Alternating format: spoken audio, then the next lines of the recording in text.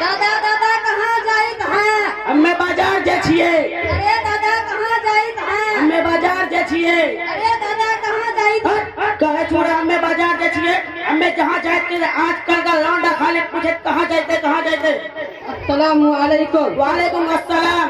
अरे चाचा इस समय में लाठी और झोला लेकर कहाँ जा रहे? खरीद तो है? अरे बेटा बाजार करने जाते है। अरे चाचा इस समय क्या आपके पास बच्चे नहीं है? अरे बेटा बच्चे की बात मत पूछो। लड़का लड़की पोता पोती पूरे मिलाकर 25 बच्चे हैं। 25 बच्चे हैं मगर एक बात है कि 100 पुत्रान की अक्को ना काम की यही हमारा हाल है। अस्तगफुरुल्लाह अस्तगफुरुल्लाह। अरे चाचा आपने तो अस्तगफुरुल्लाह क्या आपने तालीम नहीं दी? नहीं बेटा मैं सोचा कि हाफिज या मौलवी बनेगा। 2-3 हजार में मस्जिद या कोई मदरसा का नौकरी करेगा। 2-3 हजार में क्या खाएगा और अपने बच्चे क्या खिलाएगा। अरे चाचा ये तो बहुत बड़ी गंदी सोच है। अंग्रेजी पढ़ेगा तो खिलाएगा, मौलवी बनेगा तो भूखा मरेगा। देखिए जरा मौलवी साहब आ रहे, जरा उनसे मुलाकात कीजिए।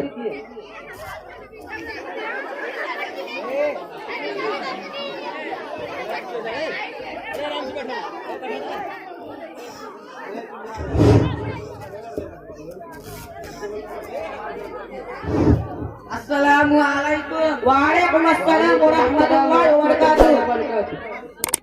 मौलाना साहब आप मकतब में पढ़ते हैं और ये चाचा कह रहे मौलवी हाफिज 2-3 हजार रुपए कमाते हैं, ये क्या खाएंगे और बीवी बच्चों को क्या खिलाएंगे? मौलवी साहब जरा इन्हें समझाइए। ला हौला वला कुव्वता इल्ला बिल्लाह। देखिए चाचा ये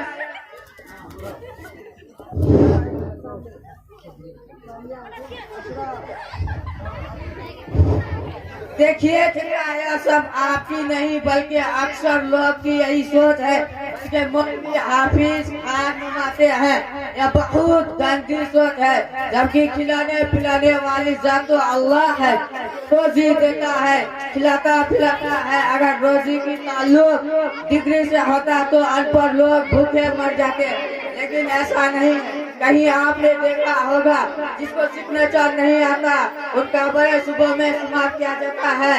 कहीं आपने देखा होगा हाफिज मौलवी भूखा मर रहा हो या उनकी बड़ी बेइज्जत हो या उनके खिलाफ देखेंगे या उनकी इज्जत या जो BA पास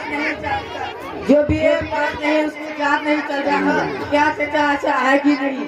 हाँ मौलवी साहब आपकी बात बिल्कुल ठीक है, मगर मेरे बेटे पोते गाना नहीं मानता तो मैं क्या करूँ। अरे चाचा अगर आप उन्हें दीनी तालीम दी होती तो ऐसा हरगिज़ न होता। वो आपका कहना मानते और आपकी खिदमत करते। मकतब में यही पढ़ाए जाते हैं माँ के कदमों के नीचे जन्नत है और बाप जन्नत का दरवाजा है।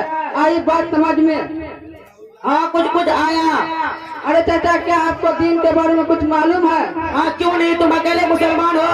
हाँ तो बताइए गुस्ल में कितने फराइज है? हाँ गुस्ल में 10 फराइज है। नंबर 1 पानी का होना, नंबर 2 मंजन ब्रश का होना, नंबर 3 तौलिया नुही का होना, नंबर 4 पानी, नंबर 4 कर चलाना, नंबर 5 बाल्टी लोटा का होना, नंबर 6 कपड़ा उतार कर लड़ पर जाना, नंबर 7 बैतुल खुला जाना, नंबर 8 बैतुल खुला से बाहर जाना, नंबर 9 वुजू करके जुम्मा की नमाज पढ़ना, नंबर 10 पूरा बदन पानी बहाना। और ये सब चीज नहीं पाया जाए तो गुस्ल नहीं होगा। अस्तगफिरुल्लाह। गुस्ल में 3 फराइज है। नंबर 1 मुँह भर कर कुल्ली करना, नंबर 2 नाक में हड्डी तक पानी पहुँचाना, नंबर 3 तमाम बदन पर पानी बहाना ताकि एक बार बराबर भी खुद करना रहे।